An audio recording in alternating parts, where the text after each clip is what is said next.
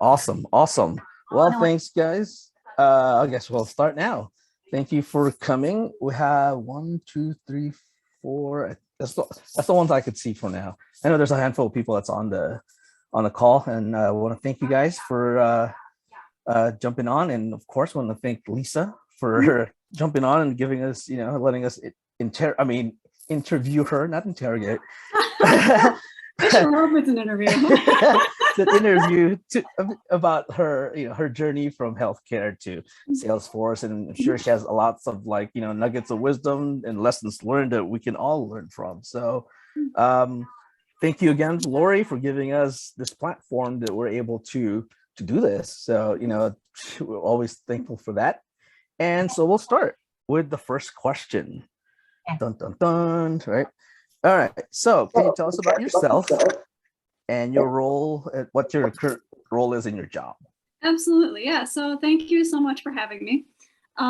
So I have over 10 years of experience within the healthcare industry, multiple ranges of different specialties. So I started with general dentistry, had experience within general surgery, bariatric surgery, a radiology clinic, and also neurosurgery.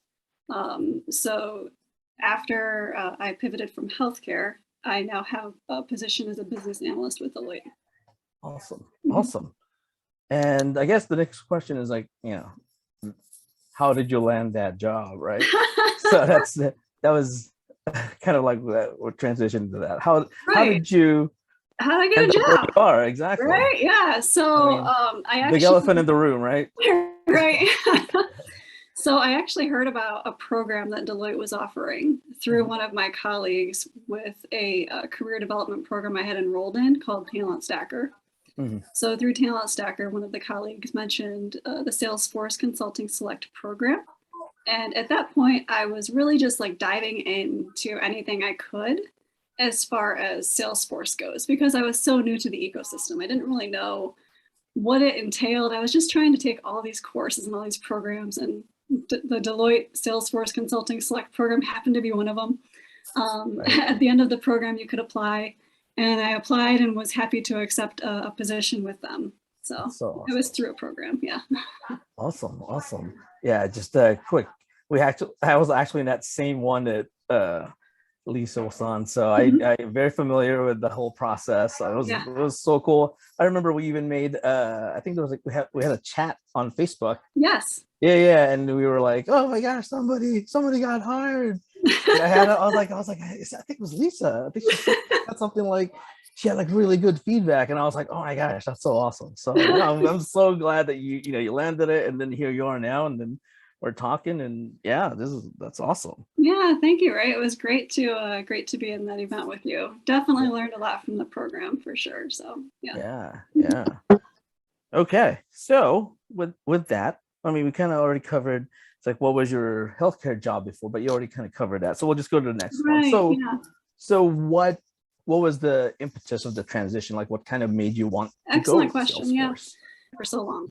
It was my career path. So I was working as an administrative assistant with a neurosurgeon's office. I had been with them for 7 years, with the specific healthcare company for over 10. So I was pretty comfortable with my job. I knew what I was doing.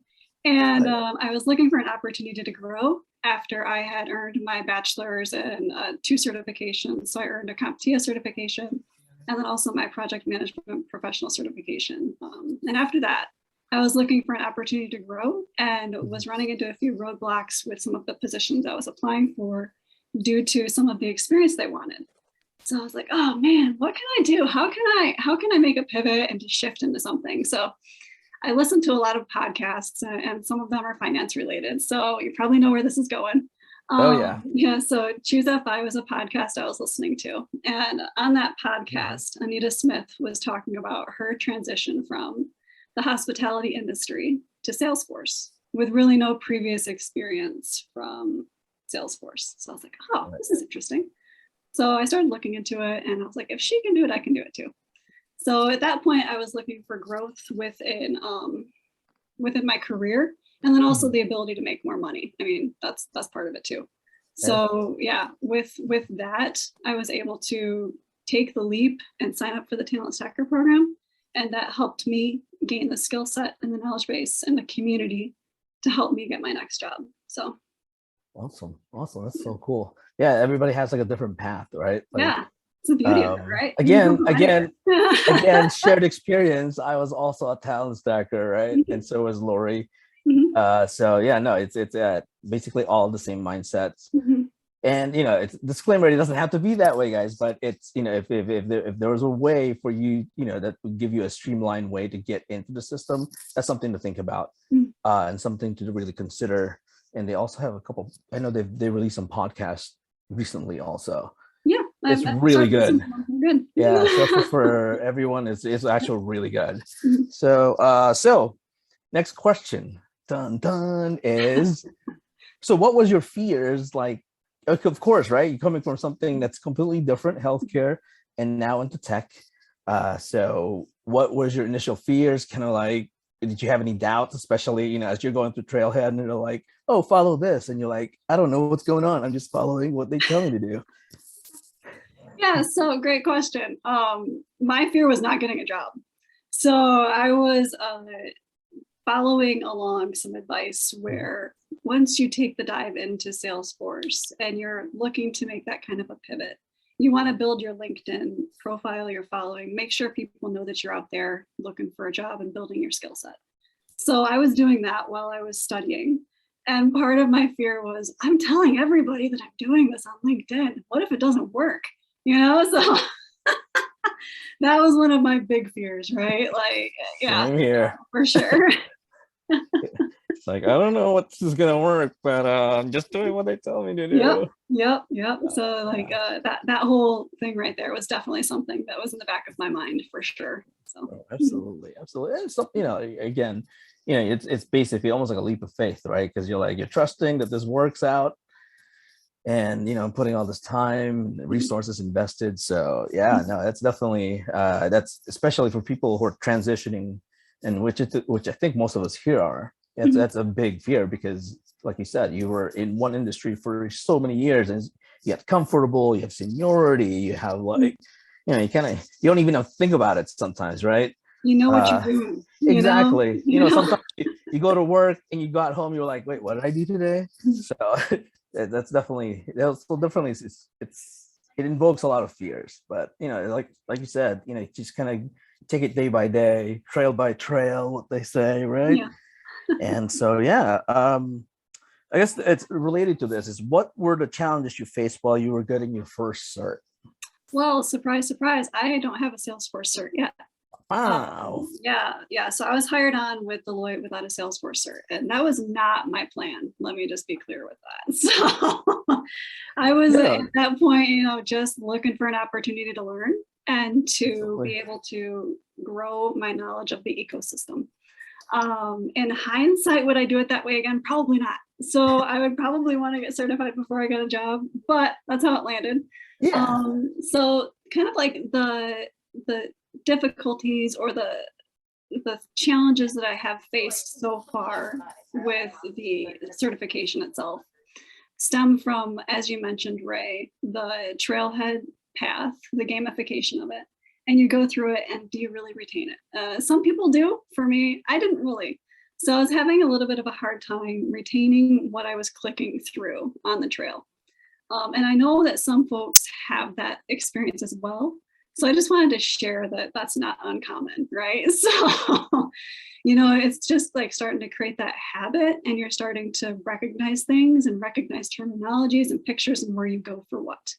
The thing that really has helped me with making things stick is actually a Udemy course by Frances Pinder. It's for an admin course, and I actually finished that up in January of this year, and I'm now working on Focus on Force. So with that being said, I think the thing that has helped me, or actually the thing that has challenged me the most with this whole process, is just knowing that everybody learns differently, right? Some folks go through the trail and they're like, man, I got this. I retained everything. Other folks, it might take a couple tries. You might have to have some different resources, but just keep going, because you are retaining things. You are learning things. Each time you pick up a different resource to learn, you're still taking it in. And everybody has their own time frame. So I just wanted to provide that encouragement, because everybody's path is different, as well as everybody's learning style. So. No, absolutely. That's why I wanted to really ask that question, Mhm. because just kind of a testament, like, you don't yes, everybody talks about certification, and it's great. It is. It gets your foot in the door, but that's, like you said, there's definitely different pathways to get into the Salesforce ecosystem, Yeah. and you're living proof.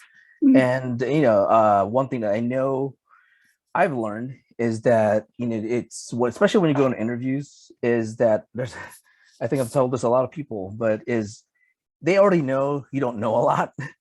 That's the one thing. Yeah. So you have, I think, to me, that's what I've learned is like you have to not just to kind of use the colloquial word, but like razzle and dazzle them with your personality, because at the end of the day, they want to be able to know that they can work with you enough that they're not going to hate you, that they're actually going to help you out, because everybody knows you can learn this thing. It's learnable. It's but with enough time and effort, you will learn how to do it. But like, again, especially as entry level, that's the one thing that they look for is your personality. Of course, you want to give your best personality, but at the end of the day, that's what they do look for. Because everybody, you can have, they know that you can get their certification. It just takes time, like you said. Yeah. It's just time to get. Everybody has their own timeline. So Yeah. no, thank you for pointing that out. So I thought that was really awesome. Absolutely. And just like Lori's saying, it's like everybody has their own way to get there. Exactly. And it depends on the company too, like you're saying as well, Ray. Where a lot of folks hire based on how you fit with the company, like your personality and your flow. So it has as much to do as like your willingness to learn, as well as if you fit with the company, if the company fits with you, which is also equally as important. Does this company that I'm working for, interviewing with, do they fit with me? Because you're also interviewing them, so keep that in mind. Exactly. Yeah. Those. I mean, it's really valuable insights right there. So, so since going down the timeline, right? So, what were the challenges you faced? I guess not just before landing in Salesforce. I also want to know what your initial challenges were. When you finally got the job, you're like, okay, I'm in the job. Now what? Okay. Yeah, that's a good one for sure. So as I had mentioned, I'd been in a position for quite a while. So I was quite comfortable with what my asks were, what I'd be assigned, what projects I'd work on. It was something that every now and then I'd have something come up where I was like, oh, I don't know how to do that. That's fun. Something new to learn. But that's now every day and probably like every hour where I'm learning something new. So the challenges are not knowing how to do everything, right? And being comfortable with that uncomfortableness, because when you're new to something, it's not comfortable and you got to kind of embrace that.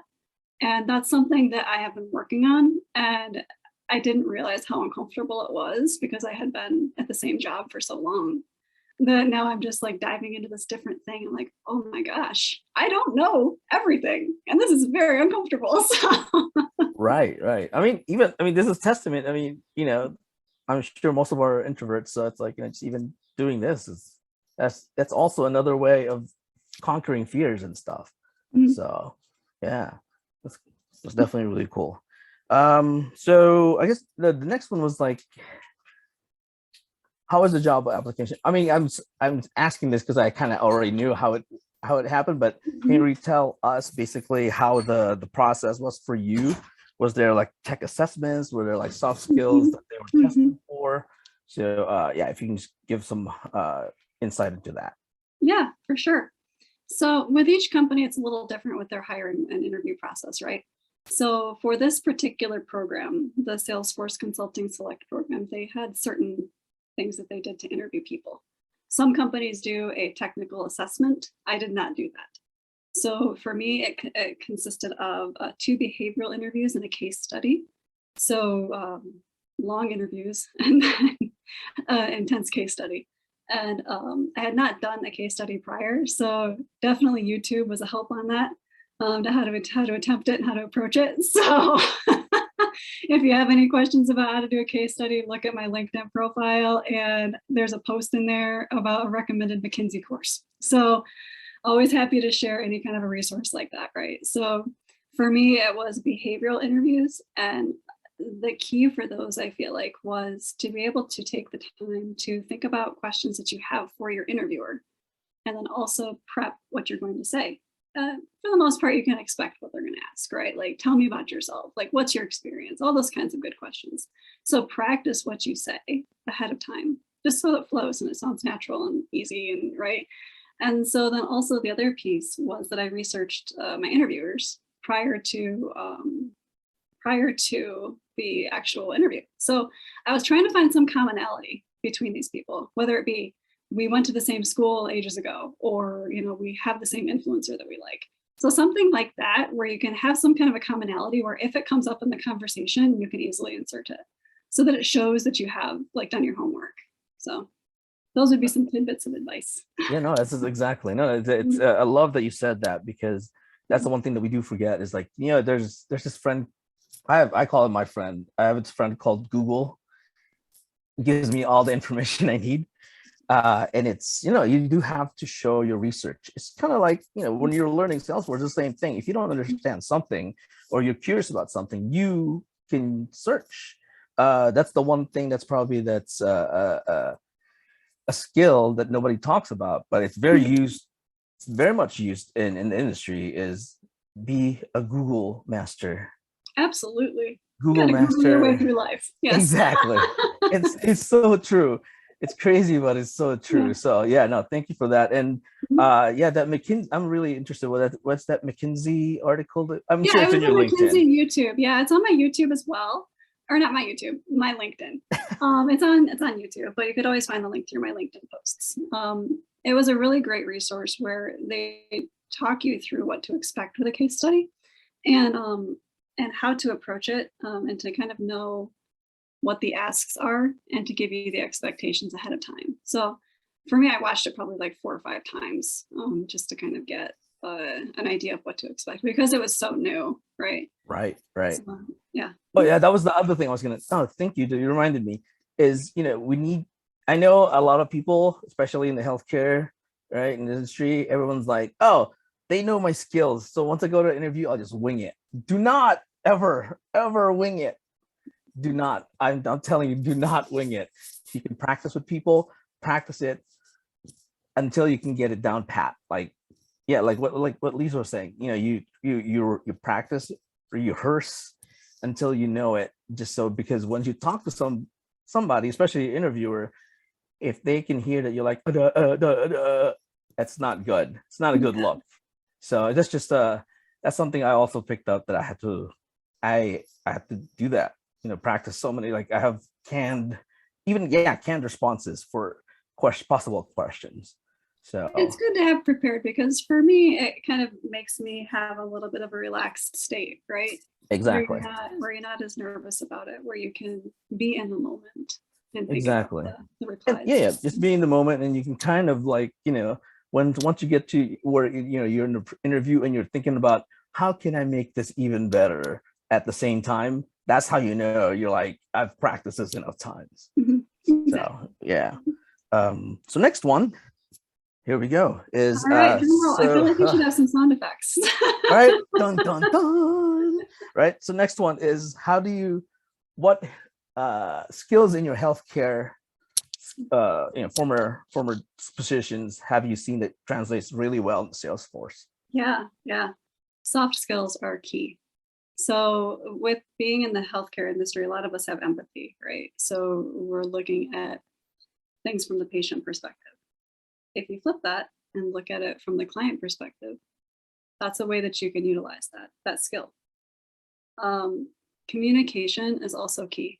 So being able to communicate effectively with your teammates, with the client, with whomever it is that you're helping with Salesforce is also key. So don't undersell yourself on your ability to communicate. I also jotted down a few other things.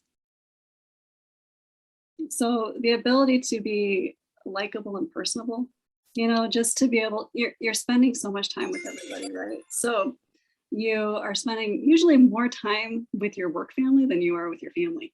So with that being said, just utilizing your ability to mesh with people, to work with people, to be professional, those types of things that we've had to develop within our healthcare careers are also things that transfer very well to the Salesforce ecosystem.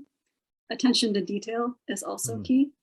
So again, healthcare industry, you want to make sure you're giving people the right meds. I mean, that wasn't my role, but I know it was a nurse's role.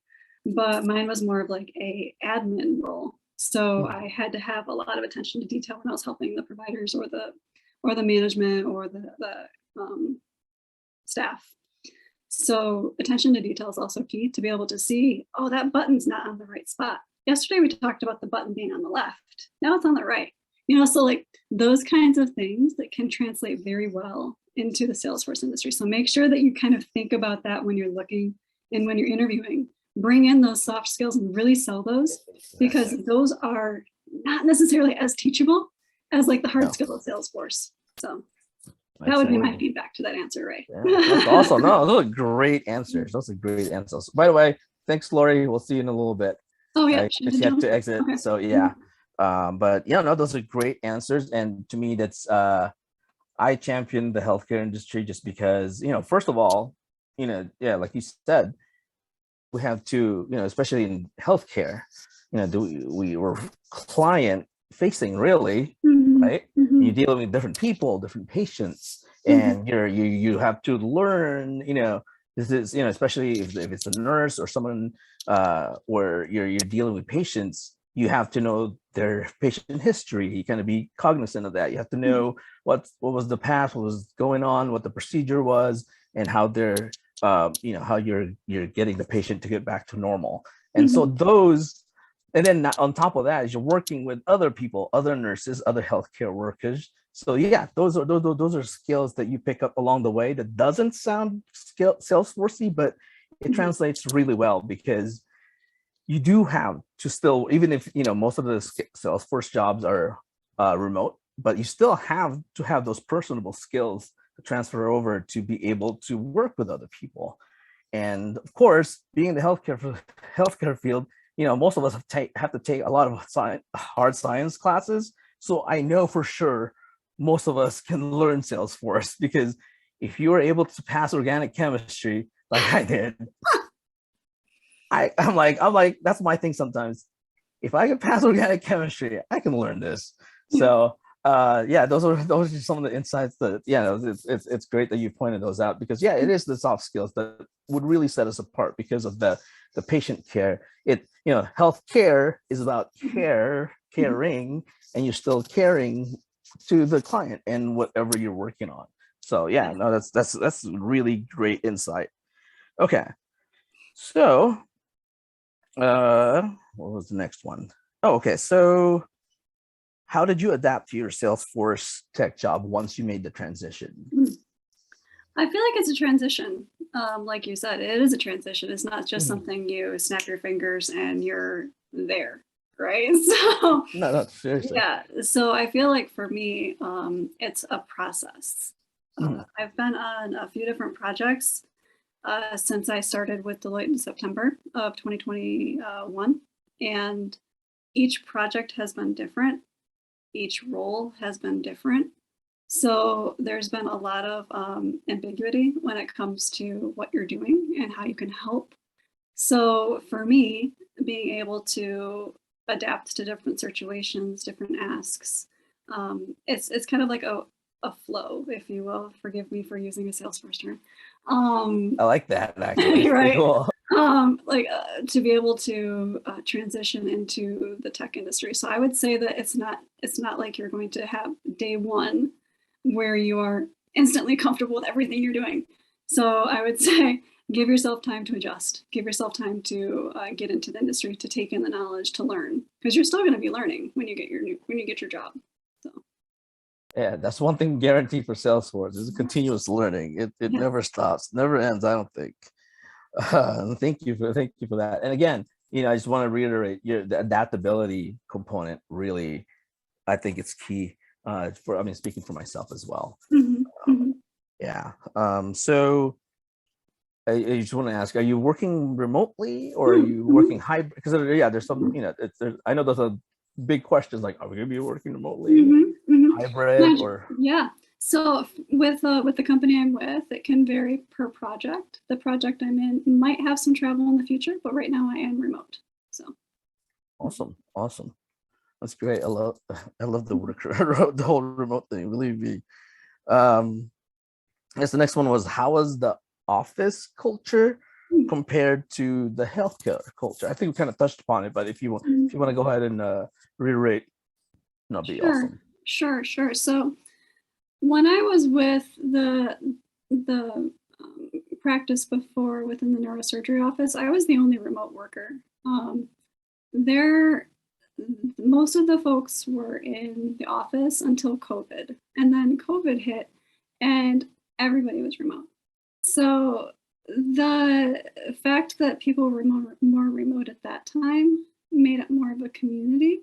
Having been the only person being remote for years was different from when folks started being remote altogether. So in comparison to that, with my current position, the difference is that I would say there's a lot more conversations happening, a lot more instantaneous or like ad hoc meetings that come up where you're on the phone or on a Zoom meeting and you're sharing screens trying to work through things.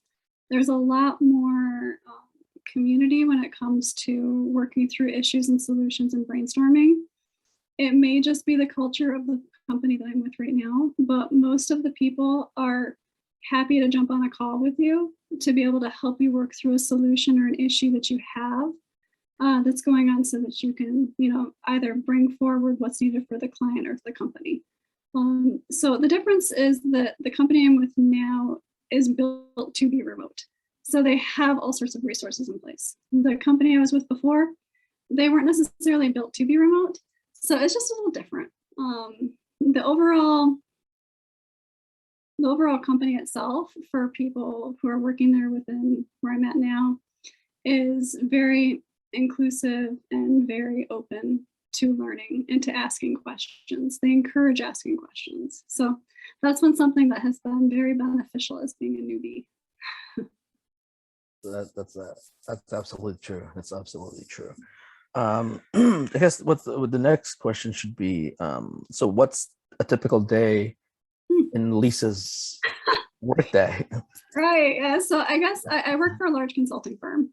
So there's a lot of shifts daily. Like, you can start off with one plan and then maybe have a couple different things pop up, right? So a day can consist of meetings. It can consist of working on user stories. It can consist of helping other coworkers through problems or doing a random task that needs to be done. And it's not necessarily the same thing every day. So it definitely changes, and there's a lot of variables, specifically with the consulting world. So.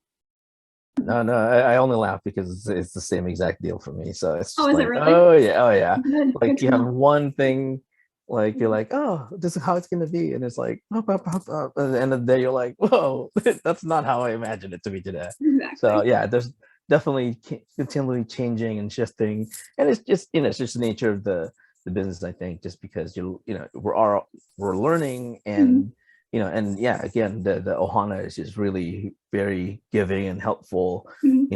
People are so not willing to jump on a call if you have a question and stuff to help you out. So yeah, no, that's definitely something I've seen also. What do this might be a loaded question. We'll see. What do you like most about your job? I would say learning. Honestly, there have been instances where things have come up and I have no idea how to do something because I'm new, right? So once you tackle that challenge of the thought process of, oh my gosh, I don't know how to do this, and then you're able to complete whatever the task was, the next time that comes up, you'll have that knowledge base. So that's really been something that I've appreciated, especially like when it comes to user stories, like writing those user stories. The more that you write, the better you get. So that's been something I've really enjoyed. That's awesome. I might have to ask you about those because user stories are, we'll just leave it at that. Yeah, absolutely. So what do you like least about the job?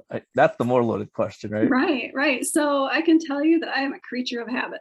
I love knowing what my day is going to be. I love having a structure and a plan. I mean, You can Right. tell because I have a PMP, right? Like I like to have I was gonna stuff say, I'm out there. like, So yeah, the fact that there's like kind of like that flux, if that wasn't quite so much, I'd like that.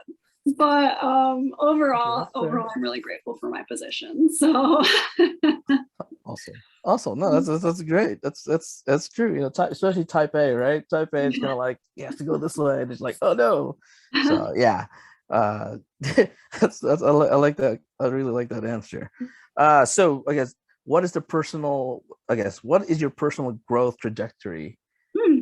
Okay. Yeah. Yep. So right now I'm currently a business analyst, and my ideal would be once I get certified to be able to have more of a techno-functional role wherever like you can have that kind of a position within whatever project you're on with Deloitte.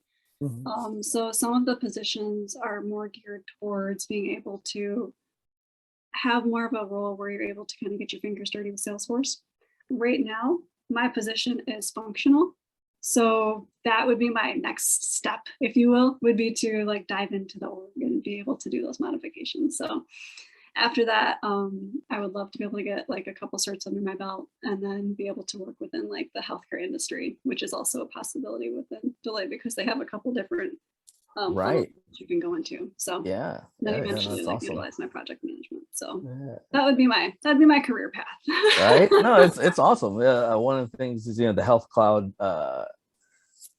Well, there's the partnership. There's the partner site certification, and then there's the super badge, the health cloud super badge. So those are definitely good learning paths to get into, and it's something familiar, right? Because you're like, oh, okay, I could see how this is and how you can configure Salesforce that way. So yeah, no, that's a great answer. And what do you think are the possibilities from here, kind of deal? Oh yeah. So honestly, like one of the reasons I chose to go into Salesforce was you have so many options, right? So with Salesforce, you can have a remote job and you can design your life. So that's, I mean, it's open, right? Like the possibilities are endless when it comes to being able to design your life around what you want and how you want to live it. And Salesforce is a great tool to be able to do that. Absolutely, absolutely. And I've definitely heard different stories of people who, some people, I know some people who were, they did living on an RV for a year while working for Salesforce. So crazy, but I was like, wow, that's so awesome. I always kind of envy that. But yeah, it's just that freedom, I think, is the one that attracted a lot of people to Salesforce, and it's all possible. That's so great about it. Agreed. Yeah, yeah. And so I guess, well, what advice would you give to people who are making the same transition, going from healthcare, making that pivot into Salesforce? Yeah, that's a good question. I would say that for me, I had a hard time not comparing myself to others, which is not something you want to do. But I had a hard time not doing that, right? When I was sludging my way through Trailhead and not really retaining stuff. And I would see other folks like landing a job like the next week, right? So I'm like, oh my goodness, they're so good at this, right? So the advice I would give would be to just do what you need to do to learn it and to move forward.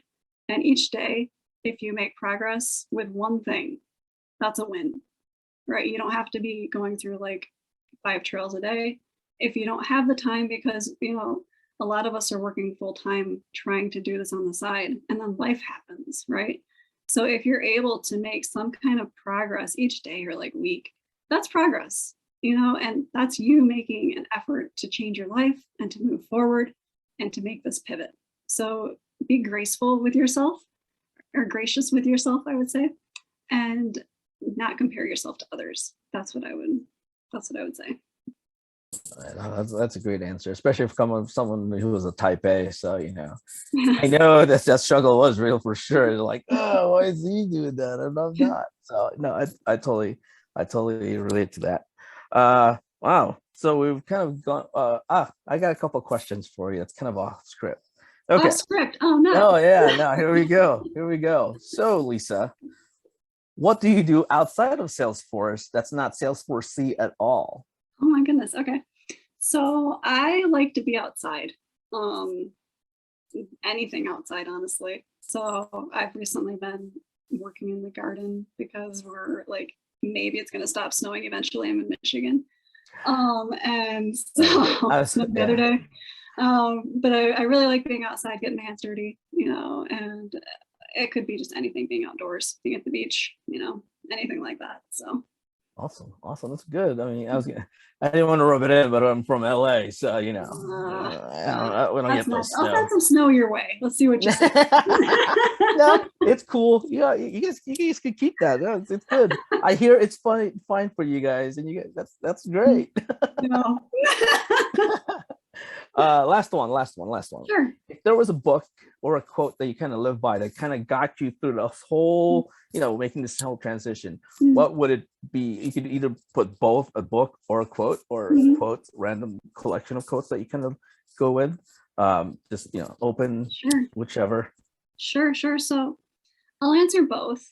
And the quote's not really a quote from somebody else. It's like, I feel like everybody needs to have their own mantra, right? Like something that you can say to yourself when things are hard that will help you move forward or move past whatever challenges. Exactly. And for me, it's like, I can do this. I do hard things.